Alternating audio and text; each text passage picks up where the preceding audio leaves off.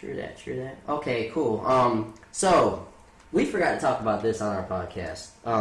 Who are the best producers of all time? And I'm gonna let y'all take the wheel on that because I don't think I have that authority to say anything. Because I might say something. You gotta have authority. It's just hey, whatever your opinion is your opinion. That's right. Whether or not I agree with it, we're gonna have to clarify something too because there's a big misconception out there with producers and beat makers. Yes. So, and DJs.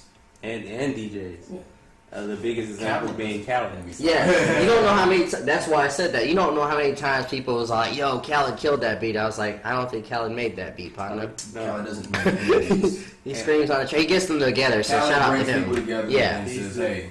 He is the traditional record producer, like you had back in the days. He knows what it should sound like, but he has nothing to do with as far as actually the musician making the music. But he can tell you, hey, get this rapper, get this musician. They sound good. Do this hook like this.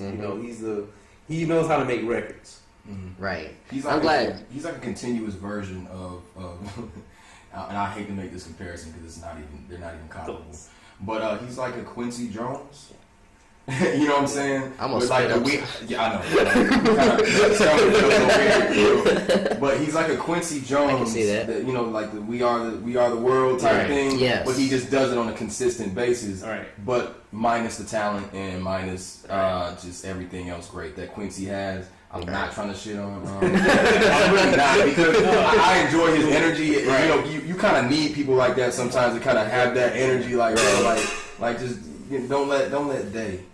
Don't let day. So I know what you meant by that. I get the comparison, but the title's gonna say Sydney compares DJ Khaled to Quincy Jones.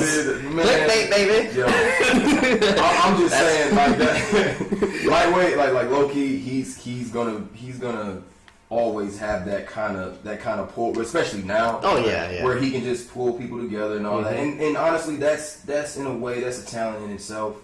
But don't call you. I have an issue calling somebody like that a producer. Right. It kind of Yeah. But you guys get that, but a lot of people, when you're talking hip-hop with other people that might not know too much about the culture, it's kind of frustrating to explain That's exactly how it is. Because people say the same thing about like Diddy or whatever. Diddy, like, drama. Diddy's a producer, did Diddy make this beat or whatever? I'm like, Diddy ain't make shit. Yeah, Diddy does not make beats at all. But shots fired.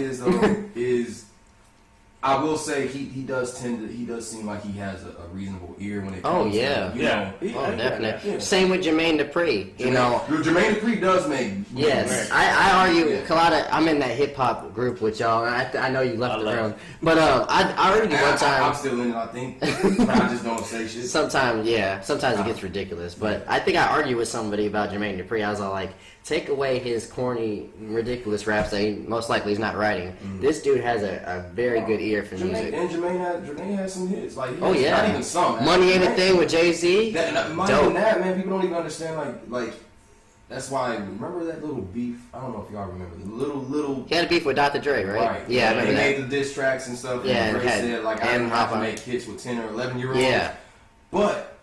Say What You... Timberland was in that beef too, right? Was he? Yeah, well, it was on Say What You Say on Eminem's... Yeah, he was on that. Yeah, it was Say What You Say on Eminem's show, and Timberland hopped on that one. Well, I do remember Dre having that little line or whatever. Yeah. And as much as I know it was meant to be, obviously a jab and disrespect and all that. But, I mean, those joints that he made for 10, 11 yeah, crisscross were big joints. Yeah. Like, not even like on some little kiddie stuff. Like, they were dope beats. If a grown rapper was rapping on them, it would be hard still. We've been clowning Bow Wow for a couple of years, but don't let it... And still, you can't take... And all that, I flew in here to Panama City from L.A. on my private jet. Right. And they definitely came in here on a limo, too. Don't look at my Instagram story, though. It'll give a different story. But like we clowning him right now, but we can't take away, he's got a lot of platinum plaques. Right. True. Shout out to Jermaine Dupri on that. Yeah. As far as all time. Oh yeah. Yeah, I'm gonna let y'all take the wheel on that, but it doesn't have to be in order. Yeah, go ahead. Are we talking 5 or what? Okay. Well, also, are we speaking just in general, or are we speaking on hip hop? Oh, okay. I think we're gonna center it to hip hop because if in general, because you could bring out other people with that. We're gonna generalize that to hip hop. Best producers of all time. Do you want to go to 5 or 10? Because this is shorter than MCs. I think if you really want to bring out the overall best of the best, you can put it at 5. Yeah. So you narrow out. Yeah, it's a lot. Yeah, let's do 5. All right. It's probably gonna be pretty similar, but I'm gonna go ahead and get 3 of them out of the way. Okay. I'm gonna go ahead and say real quick. Timberland. Good choice. For real, or the Neptunes. I'm not gonna say just for real. Just I'm for gonna say real, the right. Neptunes. Definitely Kanye. And then my 2 is where I kind of draw a blank, but I'm gonna say Primo, and I gotta definitely say Ninth Wonder. Okay, for sure. Is that 5? Yeah, he had 5. Yeah, 5. I'm working on my 5th. See, it's but hard, man. it's hard. Yeah, I got 4. But go ahead, Sid. Mine, I'm about to just come off the top of my head, and obviously in no particular order. I'm not going to do no first, particular order, because that's even harder. I would throw one in that I thought you were going to say. I would throw Dilla in. Oh, Yeah, I honestly No, thought I'm sure that would be number 1. Yeah, I was going to say, I'm sure Okay. he's a substitute, but Dilla. Oh, God. Yeah, Dilla's number 1. He's gonna. I mean, not number 1, but Dilla's in there. He's gonna hit one. Dilla's in there. For me, everybody who knows me, especially just people who really follow just my sound and stuff, I really, really love Knots. Dilla, Knots, obviously for Timbaland too. Neptune. I said it all of them.